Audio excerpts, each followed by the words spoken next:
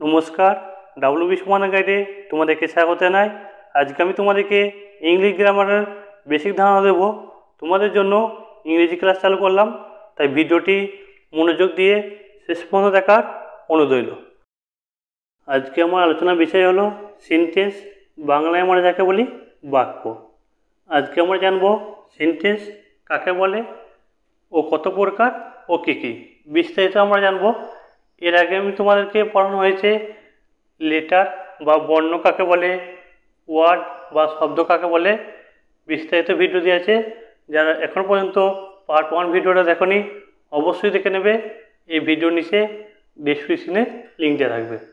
তাহলে আজকে আমরা জানবো সেন্টেন্স কাকে বলে। মনে রাখবেন, এক বা একাধিক ওয়ার্ড, ওয়ার্ড বলতে শব্দ, পাশাপাশি বসে যখন বক্তার মনের ভাব সম্পূর্ণরূপে প্রকাশ করে তখন তাকে সেন্টেন্স বা বাক্য বলে। তাহলে সেন্টেন্স কাকে বলে বলছে, এক বা একাধিক ওয়ার্ড, ওয়ার্ড মানে এখানে শব্দ, পাশাপাশি বসে যখন বক্তার মনের ভাব সম্পূর্ণরূপে প্রকাশ করে তখন তাকে আমরা বলবো সেন্টেন্স। তোমরা অবশ্যই খাতায় নোট করবে। এখানে আমরা উদাহরণ দেখব। উদাহরণ আছে এখানে, আমি ভাত খাই এখানে, আর ইংলিশে হচ্ছে তোমাদের আই ইট রাইস। আমি এর পাশাপাশি তোমাদের বাংলায় উচ্চারণের ইংলিশটা আমরা দিয়েছি, আই ইট রাইস মানে আমি ভাত খাই। এখানে দেখো, এখানে একটি বক্তার মনের ভাব সম্পূর্ণরূপে প্রকাশ করছে। যেমন আমি বলি, মা আমাকে ভাত দাও, তার মানে কি মা আমাকে ভাত দাও। এখানে যদি আমি শব্দগুলো পাশাপাশি বসাই, মা আমাকে ভাত দাও, তাহলে পরপর আমাদের কি হচ্ছে, শব্দগুলো বসছে। এই জন্য বলছে এখানে এক বা একাধিক ওয়ার্ড, এক বা একাধিক ওয়ার্ড বা শব্দ পাশাপাশি বসে যখন বক্তার মনের ভাব সম্পূর্ণরূপে প্রকাশ করবে তখন তাকে আমরা বলবো সেন্টেন্স বা বাক্য। আমরা এমন কোনো শব্দ বসাবো না। আমি এখানে লিখলাম রাইস,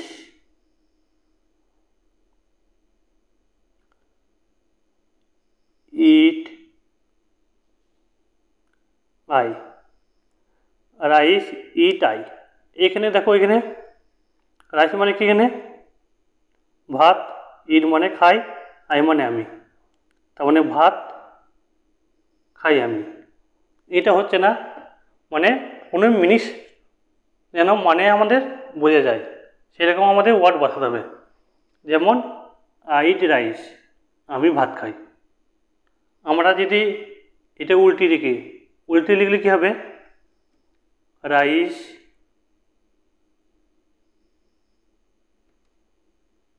ইট আই। তার মানে এখানে বলছে ভাত খাই আমি। এভাবে আমরা কোনোদিন বলি না। তাহলে আমরা বলি কি, আমি ভাত খাই। আরও আমরা উদাহরণ দেখলে বুঝতে পারবো। এরপর আমরা জানছি পরে উদাহরণ কি আছে, আই বিলিভ হিম, আমি তাকে বিশ্বাস করি। এখানে দেখো পরপর ওয়ার্ড আছে। আই একটি ওয়ার্ড বা লেটার। আমি পার্ট 1-এ বিস্তারিত বলেছি কেন আমরা আইকে ওয়ার্ড বলছি, বুঝাতে পারলাম।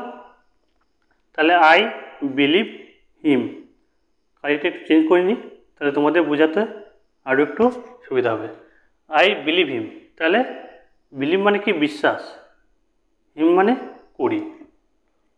ঠিক আছে, আই বিলিভ হিম, আমি তাকে বিশ্বাস করি। কিন্তু আমরা এইভাবে লিখব না, হিম মানে হিম আই বিলিভ, এভাবে আমরা লিখতে পারি না। কিন্তু এমনভাবে শব্দটা আমরা লিখব যেন বক্তার মনের ভাব সম্পূর্ণরূপে প্রকাশ করে। এখানে দেখো ভালো করে বলা আছে, মানে এক বা একাধিক ওয়ার্ড পাশাপাশি, যেমন পাশাপাশি ওয়ার্ড বলতে আই বিলিভ হিম বসেছে, যখন বক্তার মনের ভাব সম্পূর্ণরূপে প্রকাশ করবে তখন তাকে আমরা বলবো সেন্টেন্স। বুঝে গেল? এরপর আমরা পরের উদাহরণ দেখে নেব। পরের উদাহরণ কি বলছে? পরের উদাহরণ বলছে উই প্র্যাকটিস ইংলিশ এভরিবডি। আমরা সবাই ইংরেজি চর্চা করি। এখানে দেখো আমরা সবাই ইংরেজি চর্চা করি। এখানে একটি বক্তার মনের ভাব সম্পূর্ণরূপে প্রকাশ করছে। Ram গোয়েজ to school. Ram গোয়েজ to school. Ram স্কুলে যায়। তোমরা অবশ্যই উদাহরণগুলো খাতায় নোট করবে।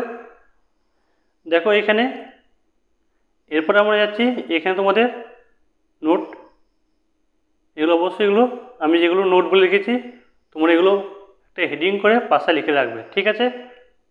বলছি একটি সেন্টেন্স গঠন করতে হলে কমপক্ষে একটি মেন ভাব থাকা আবশ্যিক। মেন ভাব কাকে বলে? আমরা যেমন বাংলায় পড়েছি কর্তা, এখানে সেরকম কর্তা বা ক্রিয়া থাকে।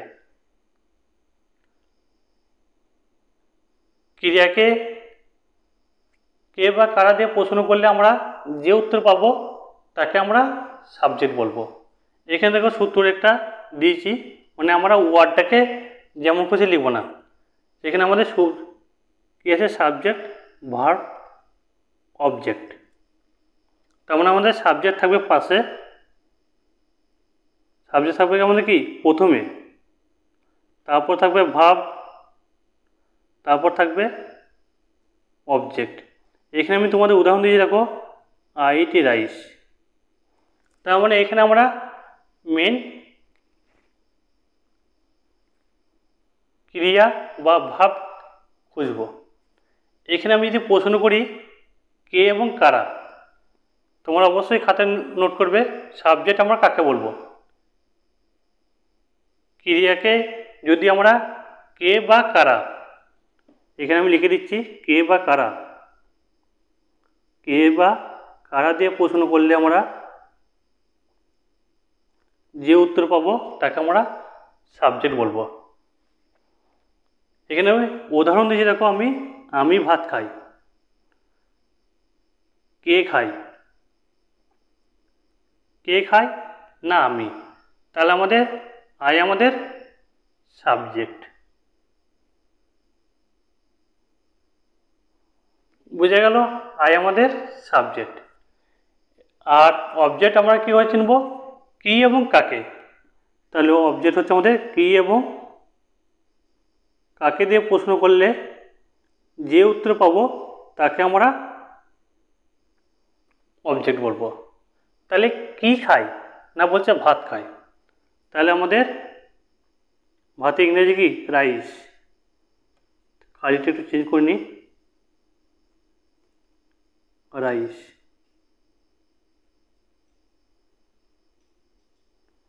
তাহলে রাইস। তাহলে আমরা ক্রিয়াকে সবসময় প্রশ্ন করছি, তাহলে ক্রিয়া আমাদের মিডিলে বসবে।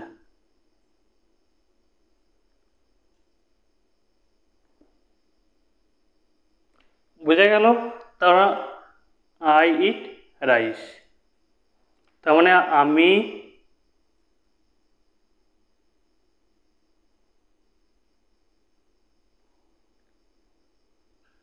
খাই ভাত। আর আমরা বাংলায় যখন লিখব আমি ভাত খাই, আর ইংলিশে হবে এটা আমি খাই ভাত। তার মানে আই ইট রাইস। বুঝতে পারলাম? তার মানে কী বলছে এখানে? একটি সেন্টেন্স গঠন করতে গেলে কমপক্ষে একটি মেন ভাব থাকা আবশ্যিক। তাহলে মেন ভাব কোনটা আমাদের? এখানে ইট। বুঝে গেল? এরপর যাচ্ছি পরে উদাহরণ কি আছে এখানে বলছে, দেখো সব রকমের সেন্টেন্সে সাবজেক্ট থাকে। সাবজেক্ট এর কোনটি ছিল? না আই। ঠিক আছে? তার মানে বলছে এখানে সব রকমের সেন্টেন্সে সাবজেক্ট থাকে, শুধুমাত্র আমরা ইম্পেরেটিভ সেন্টেন্সে বা অনুজ্ঞা বা আদেশসূচক বাক্যের ক্ষেত্রে সাবজেক্ট থাকে না। যেমন উদাহরণ, গো হোম মানে বাড়ি যাও, এখানে কি একটি আদেশসূচক বাক্য কাজ করছে। ইমপেরেটিভ সেন্টেন্স কি? ইমপেরেটিভ সেন্টেন্স হচ্ছে আমাদের সেন্টেন্সের ভার্ব। তাহলে আমরা যখন বলছি সব রকমের সেন্টেন্সে সাবজেক্ট থাকে, শুধুমাত্র তোমরা অবশ্যই এগুলো নোট করবে। তাহলে আমাদের শুধুমাত্র ইমপেরেটিভ সেন্টেন্সে কি থাকবে? কোনো সাবজেক্ট থাকবে না। এখানে গো হোম মানে বাড়ি যাও, এখানে একটি আদেশসূচক বাক্য কাজ করছে। তাহলে আমাদের এখানে ভার্ব কোনটি? না, ভার্ব হচ্ছে আমাদের গো। আর অবজেক্ট কোনটি? না, হোম। আমাদের একটি সেন্টেন্স গঠন করতে গেলে কি মনে রাখতে হবে? প্রথমে থাকবে সাবজেক্ট, তারপরে বলবে আমাদের ভার্ব, তারপর কি থাকবে? না, অবজেক্ট। শুধুমাত্র ইমপেরেটিভ সেন্টেন্স যখন আমরা করব তখন আমাদের এই সাবজেক্ট থাকবে না, শুধুমাত্র ভার্ব আর অবজেক্ট বসবে। তাহলে আমাদের গো হোম মানে বাড়ি যাও, এখানে আদেশসূচক বাক্য কাজ করছে। তাহলে আমাদের গো হচ্ছে কি এখানে ভার্ব। বোঝা গেল? এরপর জানবো অর্থ বা কাজের উপর ভিত্তি করে ইংরেজি সেন্টেন্সকে সাধারণত 5 ভাগে ভাগ করা যায়। কি বলছে? অর্থ বা কাজের উপর ভিত্তি করে আমরা সেন্টেন্সকে 5 ভাগে ভাগ করতে পারি। কি কি?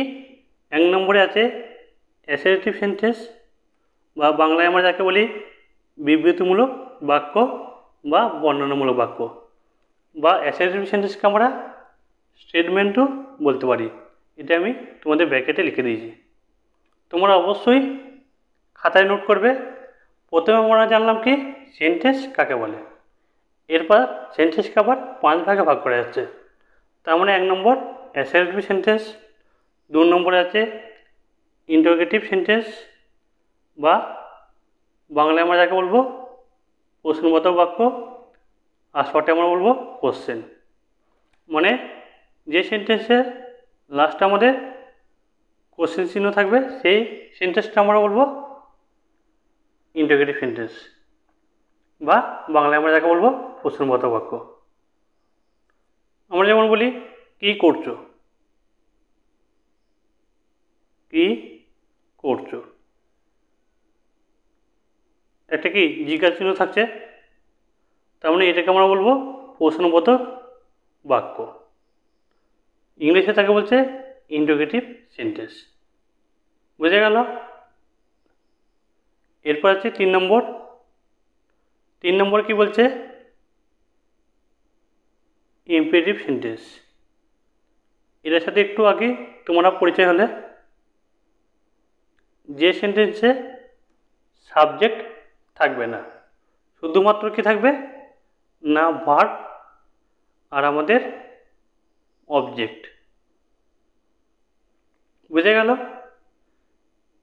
তাকে আমরা কি বলবো? Imperative sentence. বাংলা যাকে বলছে অনুজ্ঞাসূচক বাক্য বা আদেশসূচক বাক্য, বা এখানে কমপ্লেন্ট, অর্ডার বা রিকোয়েস্ট, এই 3টে আমাদের শব্দ থাকলে তখন তাকে আমরা বলবো ইম্পেরেটিভ সেন্টেন্স। বুঝে গেল? এরপর 4 নম্বর। 4 নম্বর আমাদের সেন্টেন্স আছে অপটেটিভ সেন্টেন্স। বাংলায় আমরা যাকে বলছি প্রার্থনাসূচক বাক্য। এই প্রার্থনাসূচক বাক্য কি? আমরা ঠাকুরের কাছে কি মনের ভাব প্রকাশ করি, সেটাকে আমরা বলছি প্রার্থনাসূচক বাক্য। এখানে দেখো শর্টে লিখে দিয়েছি উইশ বা প্রেয়ার। কারো জন্মদিন পালন করলে কি হয়? আমরা উইশ করি হ্যাপি বার্থডে টু ইউ। সেখানে আমাদের যে সেন্টেন্স দেখবো তাকে আমরা বলবো অপটেটিভ সেন্টেন্স। বুঝে গেল? এরপর আমরা জানবো 5 নম্বর সেন্টেন্স কী আছে আমাদের। 5 নম্বরে আমাদের সেন্টেন্স আছে দেখো এক্সক্লেমেটরি সেন্টেন্স। বাংলায় আমরা যাকে বলছি বিস্ময়সূচক বাক্য, বা শর্টে আমরা ইমোশন। আমরা ইমোশন হয়ে পড়ি মাঝে মাঝে, এই জন্য বলছে বিস্ময়সূচক বাক্য। ইংলিশে তাকে বলবো কি বলবো, এক্সক্লেমেটরি সেন্টেন্স। বুঝে গেল? এরপর বলছে গঠন অনুযায়ী সেন্টেন্সকে 3 ভাগে ভাগ করে যায়। আমরা যে সেন্টেন্সকে 5 ভাগে ভাগ করলাম, এরপর বলছে গঠন অনুযায়ী। আগের বারে অর্থ বা কাজের উপর ভিত্তি করে সেন্টেন্সকে আমরা 5 ভাগে ভাগ করলাম। 1 নম্বরে কী ছিল? Assertive sentence, interrogative sentence, imperative sentence, optative sentence, আর 5 নম্বর তোমাদের আছে এক্সক্লেমেটরি সেন্টেন্স। বুঝে গেল? তোমরা অবশ্যই খাতায় নোট করবে। আমরা আস্তে আস্তে এবারে মেন গ্রামারে ঢুকছি। এগুলো তোমরা না জানলে তোমরা অবশ্যই গ্রামার পারবে না, এই জন্য আমি তোমাদের পাট করে করাচ্ছি। বুঝে গেল? তাহলে গঠন অনুযায়ী সেন্টেন্সকে আমরা 3 ভাগে ভাগ করতে পারি। 1 নম্বরে আছে তোমাদের সিম্পল সেন্টেন্স, বাংলা আমরা সরল বাক্য বলবো। আমরা বাংলা গ্রামার যখন করবো, সরল বাক্য করেছি, সেখানে আমাদের ইংলিশ শিখে থাকবে সিম্পল সেন্টেন্স, কমপ্লেক্স সেন্টেন্স, বা বাংলায় আমরা যাকে বলছি জটিল বাক্য, কম্পাউন্ড সেন্টেন্স, বা বাংলায় আমরা যাকে বলছি যৌগিক বাক্য। বাংলায় আমাদের 3টি বাক্য আছে, যেমন ইংলিশে আমাদের 3টি বাক্য আছে। কী কী? গঠন অনুযায়ী, সিম্পল সেন্টেন্স, কমপ্লেক্স সেন্টেন্স এবং কম্পাউন্ড সেন্টেন্স। বুঝে গেল? এরপর আমরা জানবো অর্থ বা কাজের উপর ভিত্তি করে যে সেন্টেন্সকে আমরা 5 ভাগে ভাগ করলাম, তার মধ্যে 1 নম্বর ছিল তোমাদের অ্যাসার্টিভ সেন্টেন্স। বাংলায় আমরা যাকে বলছি বিবৃতিমূলক বা বর্ণনামূলক, বা আমাদের ইংলিশে শর্টে আমরা বলতে পারি স্টেটমেন্ট।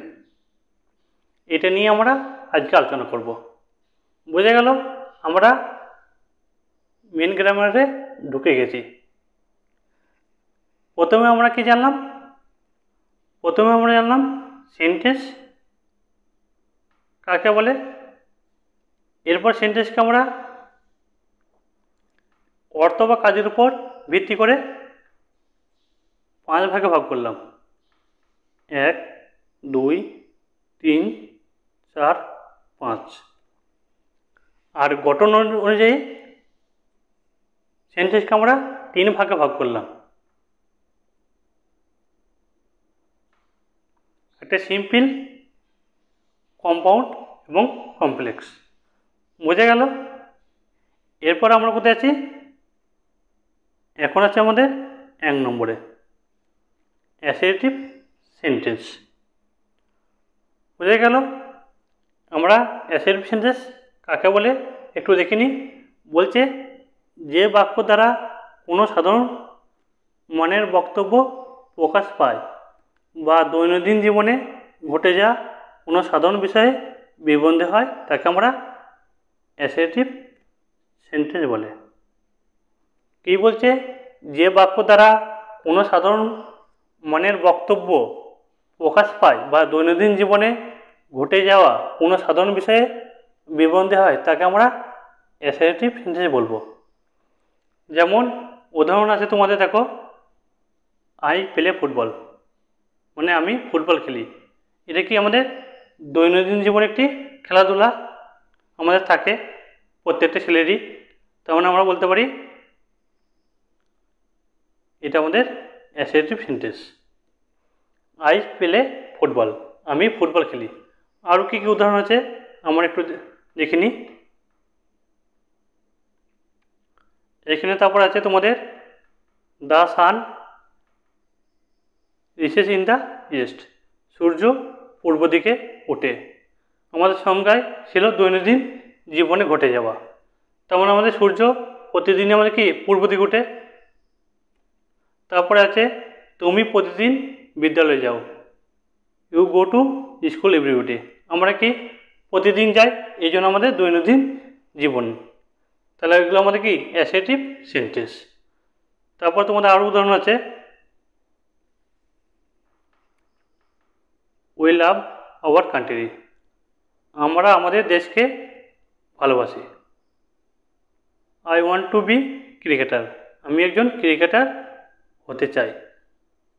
এখানে তোমাদের সংখ্যার মধ্যে বলে দিয়েছে, সংখ্যাটা ভালো করে তোমরা অবশ্যই লিখে নেবে। তার সাথে উদাহরণগুলো কি বলছে, যে বাক্য দ্বারা কোনো সাধারণ মানের বক্তব্য প্রকাশ পায় এবং দৈনন্দিন জীবনে আমাদের ঘটে যাওয়া বিষয়কে আমরা কী বলবো, অ্যাসার্টিভ সেন্টেন্স। বোঝা গেল? এখানে অ্যাসার্টিভ সেন্টেন্স গঠন, যে আমার সেন্টেন্সের বাক্যের গঠন, আমরা গঠনটা দেখব। গঠনটার মধ্যে আমাদের কী কী আছে এখানে তোমাদের অবশ্যই মনে রাখতে হবে যে বাক্যর গঠনটা আমরা কীভাবে করব। আমরা তো যেমন খুশি আমরা লিখতে পারবো না সেন্টেন্সকে, তাহলে একটি গঠন দরকার। মনে রাখবে অ্যাসার্টিভ সেন্টেন্সের ক্ষেত্রে সাবজেক্ট থাকবে, তারপর ভার্ব থাকবে, তারপর অবজেক্ট বা কমপ্লিমেন্ট বা পরিপূরক শব্দ, লাস্টে আমাদের থাকবে ফুল স্টপ। কোনো জিজ্ঞাসা থাকবে না, তারপর বিস্ময়সূচক থাকবে না।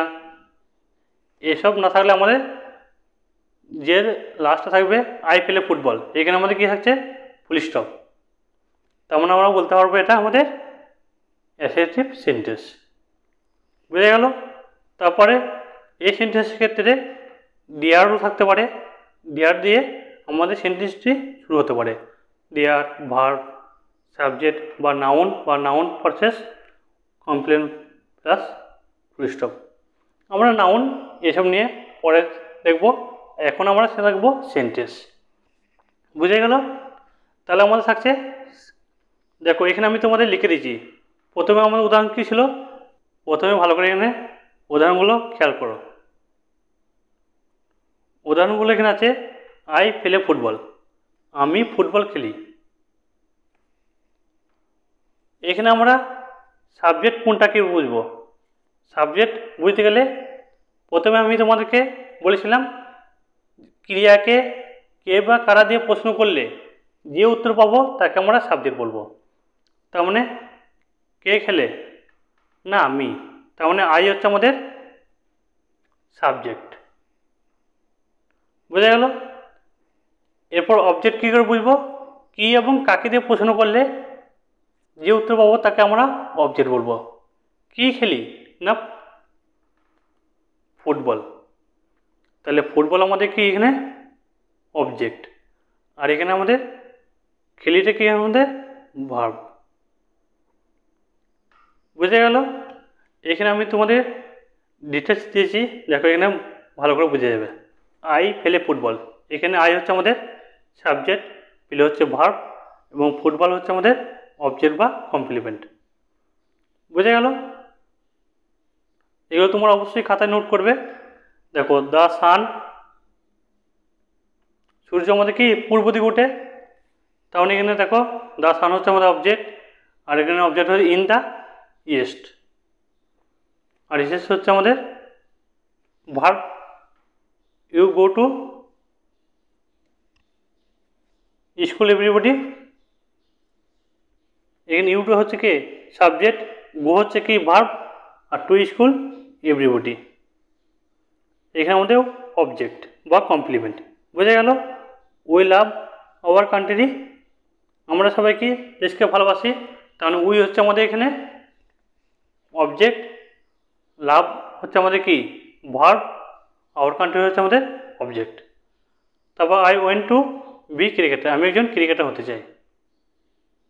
আই হচ্ছে আমাদের কি সাবজেক্ট, ওয়েন হচ্ছে ভার্ব, আর টু বি এ ক্রিকেটার মানে অবজেক্ট বা কমপ্লিমেন্ট। বোঝা গেল? এখানে দেখো এখানে আছে আমাদের, এখানে আরেকটি কথা বলেছিলাম, ডিয়ার বা verb subject plus complement full stop. এর একটি আমি উদাহরণ লিখলাম। উদাহরণ কি আছে আমাদের, there is a flower garden in front of my house, আমার বাড়ির সামনে একটি ফুলের বাগান আছে। এই যে লাস্টে দেখো ফুল স্টপ আছে, এখানে আমাদের দেয়ার হচ্ছে আমাদের এখানে কি দেয়ার দিয়ে শুরু। বোঝা গেল? তাহলে আমার বাড়ির সামনে একটি ফুলের বাগান আছে। তাহলে এখানে তো কী কী থাকছে দেখো, সাবজেক্ট থাকছে, ভার্ব থাকছে এবং নাউন পারসেস এবং কমপ্লিমেন্ট, তার সাথে ফুল স্টপ। ঠিক আছে, এরপরে আমরা জানবো অ্যাসার্টিভ সেন্টেন্সকে আবার দুটি ভাগে ভাগ করছে। অ্যাসার্টিভ সেন্টেন্সকে আবার দুটি ভাগে ভাগ করছে। কী কী? অ্যাফার্মেটিভ সেন্টেন্স আর নেগেটিভ সেন্টেন্স, বা ইতিবাচক আর নেতিবাচক। বাংলায় আমরা যাকে বলবো হ্যাঁবাচক বা ইতিবাচক, আর নেতিবাচক মানে কি? নাবাচক। বোঝা গেল? প্রথমে আমরা কি বলেছিলাম, সেন্টেন্স কাকে বলে, আবার সেন্টেন্সকে আমরা অর্থ বা কাজের উপর ভিত্তি করে আমরা 5 ভাগে ভাগ করছি। তার সাথে আবার গঠন অনুযায়ী সেন্টেন্সকে আমরা 3 ভাগে ভাগ করছি। এখানে 1 নম্বর কী ছিল আমাদের? Assertive sentence. এই অ্যাসার্টিভ সেন্টেন্সকে আবার দুটি ভাগে ভাগ করছে। একটা হচ্ছে অ্যাফার্মেটিভ সেন্টেন্স আর একটি হচ্ছে কি? Negative sentence. বোঝা গেল?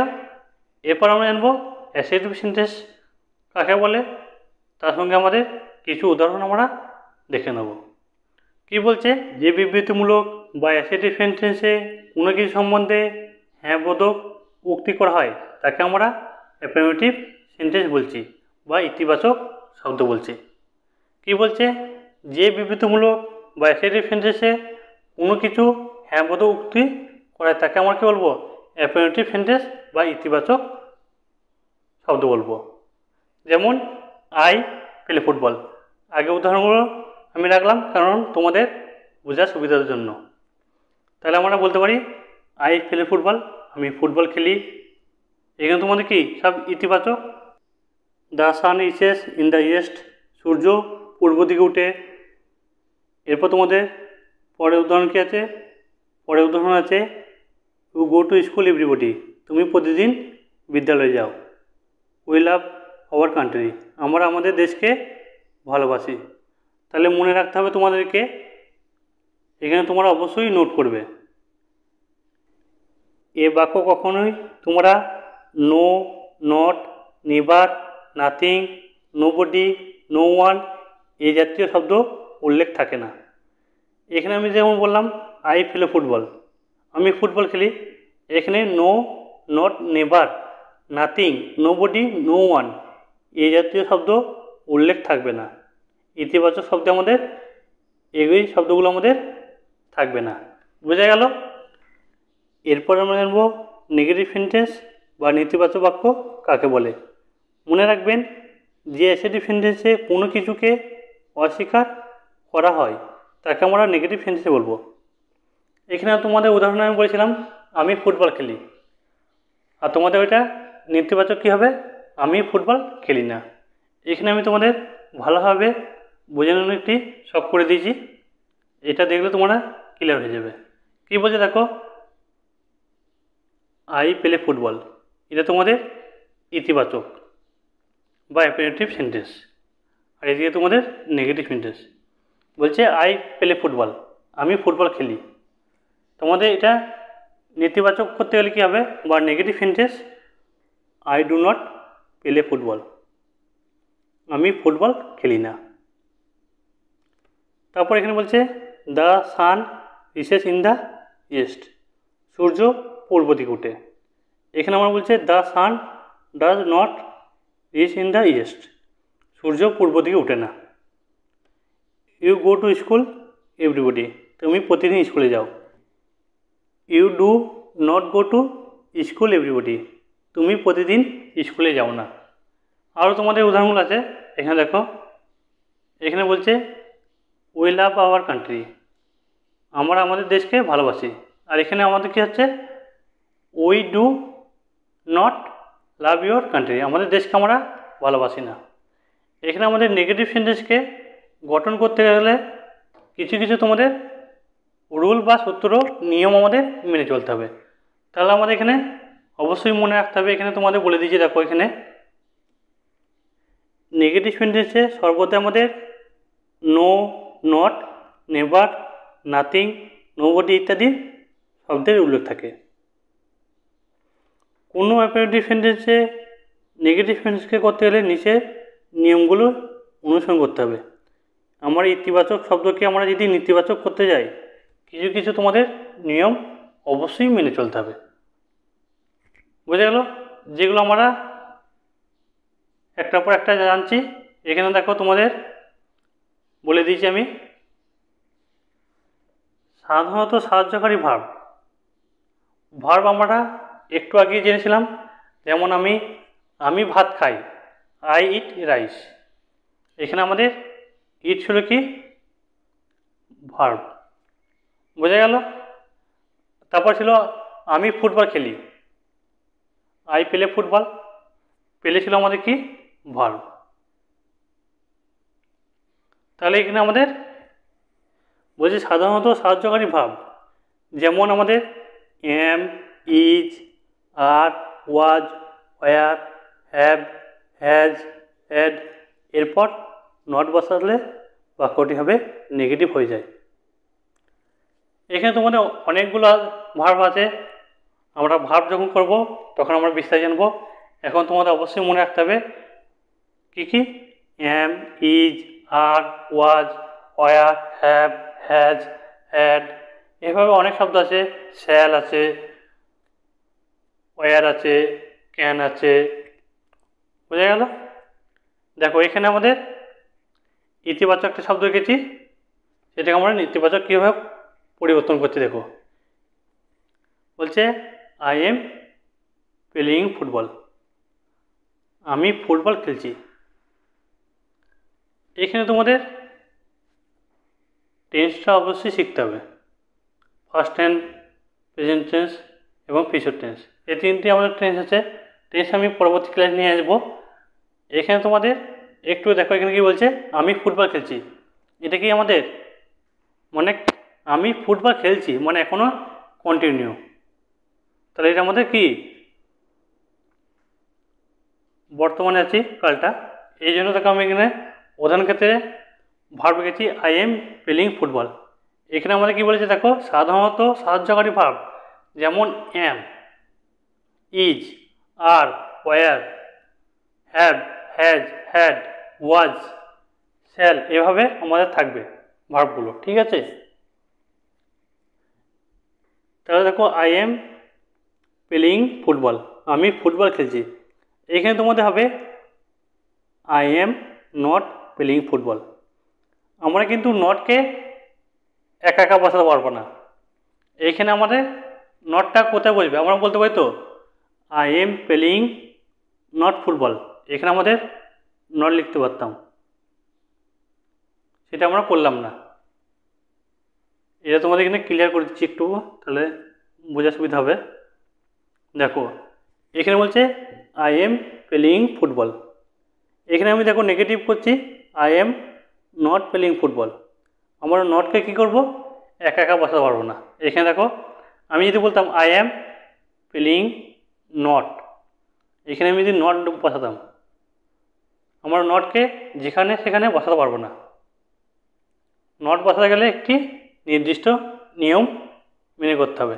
এখানে আমি দেখো বলে দিচ্ছি এমের পর, ইজের পর আর, ওয়াজ, ক্যান থাকবে, ডিড থাকবে, ওয়ার, হ্যাভ, হ্যাজ, হ্যাড। এরপর আমাদের নট বসাতে হবে। দেখো এমের পর আমাদের নট বসছে, তাহলে I am not playing football, আমি ফুটবল খেলছি না। বুঝে গেল? তারপর তোমাদের আছে দেখো এখানে আরও আছে example. He has written a poem, তিনি একটি কবিতা লিখেছেন। তাহলে হ্যাজের পর আমাদের কী বসবে না নট। তাহলে এই he has not written a poem, তিনি কোনো কবিতা লিখেননি। বুঝে গেল?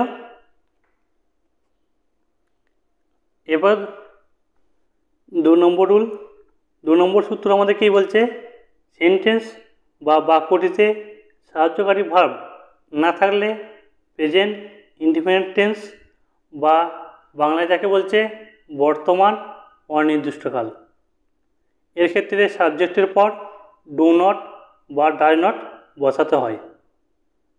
কি বলছে সেন্টেন্সে বা বাক্যটিতে সাহায্যকারী ভার্ব না থাকলে প্রেজেন্ট ইনডিফিনিট টেন্সের ক্ষেত্রে সাবজেক্টের পর ডু নট বা ডাই নট বসাতে হয়। মানে একটি শব্দ অনির্দিষ্টকাল। বোঝা গেল? যেমন এখানে উদাহরণ দিয়ে দেখো, আই রিড এ বুক, আমি একটি বই পড়ি। এটা কি? আমি একটি বই পড়ি, এটা বর্তমান অনির্দিষ্টকালে আছে, এই জন্য বলতে হয় প্রেজেন্ট ইনডিফিনিট টেন্সের ক্ষেত্রে সাবজেক্টের ক্ষেত্রে ডু নট বা ডাসের নট বসাতে হয়। বোঝা গেল? আমরা 1 নম্বর সূত্র কি বলেছিলাম, আমাদের সাহায্যকারী ভার্ব ছিল, এম ছিল, ইজ ছিল, ওয়াজ ছিল, আর এটাতে সাহায্যকারী ভার্ব না থাকলে তখন কি করব আমরা? এখানে আমাদের দেখো ইতিবাচক তোমাদের দিয়েছি, আই রিড এ বুক, আমি একটি বই পড়ি। তাহলে নেতিবাচক কী হবে? I do not read a book. মানে আমাদের এখানে কোনো ভার্ব নেই, ওইখানে সেরকম ভার্ব ছিল এম, আর, হ্যাজ, এভাবে আমাদের ছিল। সেখানে আমরা এম এর পর কী বললাম? নট বসেছিলাম। এখানে আমাদের যেহেতু সাহায্যকারী ভার্ব নেই, তাহলে আই রিড এ বুক, তার মানে I do not read a book, আমি একটি বই পড়ি না। বোঝা গেল? তারপরে দেখো এখানে হি টেলস এ লাই, সেই মিথ্যা বলে। নেগেটিভভাবে দেখো, হি ডাজ নট টেল এ লাই, সেই মিথ্যা বলে না। এখানে দেখো অনির্দিষ্ট বর্তমান অনির্দিষ্টকাল বোঝাচ্ছে। এখানে তোমাদের দেখো এস, যেখানে এস থাকবে সেখানে আমাদের কি বসবে না ডাই নট। আগেরটা ক্ষেত্রে দেখো আই ডু নট রিড, এখানে ডু নট, আর আমাদের যেখানে এস থাকবে দেখো হি টেলস ই লাই, তাহলে দেখো এখানে আমাদের এস আছে, এই জন্য আমরা এখানে কী বলবো? Does not. তাহলে এস উঠে যাচ্ছে, শুধুমাত্র টেল হয়ে যাচ্ছে, তাহলে হি ডাজ নট টেল এ লাই, সেই মিথ্যা বলে না। এখানে তোমাদের সেই জন্য লিখে দিয়েছি দেখো, বাক্য ডু নট বা ডাই নট বসালে মেন ভার্বের ব্যাসের ফর্ম বসাতে হয়, অর্থাৎ মেন ভার্বের সাথে এস বা ইএস যুক্ত হয় না। এখানে আমাদের ভার্ব ছিল কি? টেলস। এখানে আমাদের সেই জন্য আমাদের এসটার যোগ হয়নি গো, এখানে ডাই নট বসে গেছে। আগেরটা যেমন দেখো এখানে আমাদের রিডের সাথে যদি রিড থাকতো তাহলে আমরা এখানে বসাতাম ডাই নট। এখানে যেহেতু কিছু নেই, আই রিড এ বুক করা আছে, তাহলে আমরা ডু নট বসালাম। বুঝাতে পারলাম? এরপর আমাদের 3 নম্বর রুলে যাচ্ছি। 3 নম্বর সূত্র আমাদের কি আছে? পাস্ট ইনডিফিনিট টেন্স অতীতকাল কিন্তু অনির্দিষ্টকাল। পাস্ট ইনডিফিনিট টেন্স মানে অতীত অনির্দিষ্টকাল। এর নেগেটিভ বাক্য গঠন করতে হলে মেন ভার্বের আগে ডিড নট বসাতে হয়। উদাহরণ, আই রট এ লেটার, আমি একটি চিঠি লিখেছিলাম। মানে লিখেছিলাম, এটা কি আমাদের অতীতকাল আসছে, এই জন্য বলছে পাস্ট ইনডিফিনিট টেন্সের ক্ষেত্রে আমাদের কি বসবে? ডিড নট বসাতে হবে মেন ভার্বের আগে। তাহলে এখানে আমাদের ভার্ব কোনটা? না রোট, লিখেছিলাম। তাহলে আমাদের লিখেছিলাম আমাদের এখানে ভার্ব, তাহলে ভার্ব তাহলে কী হবে? এখানে আমাদের ডিড নট বসবে, ডিড নট। যেমন লিখে দেখো, I did not read a letter, চিঠি লিখেননি। তাহলে আমাদের দেখো রোড থেকে এখানে রাইট চলে এলো। এগুলো তোমাদের যখন টেন্স করাবো কেন আসছে ডিটেলস তোমরা জেনে যাবে।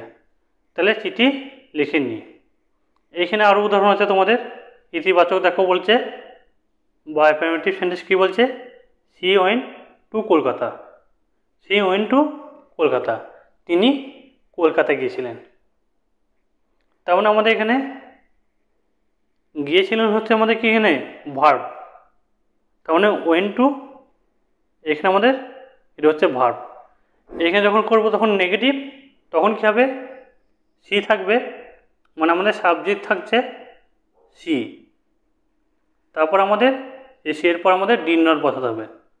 সেটাই করছি, C did not go two Kolkata, তিনি কলকাতায় যাননি। এখানে গো টু আর এখানে দেখো ওয়েন্ট টু, এগুলো কেন চেঞ্জ হচ্ছে, যখন আমরা চেঞ্জ করব তখন আমরা বিস্তারিত জানবো।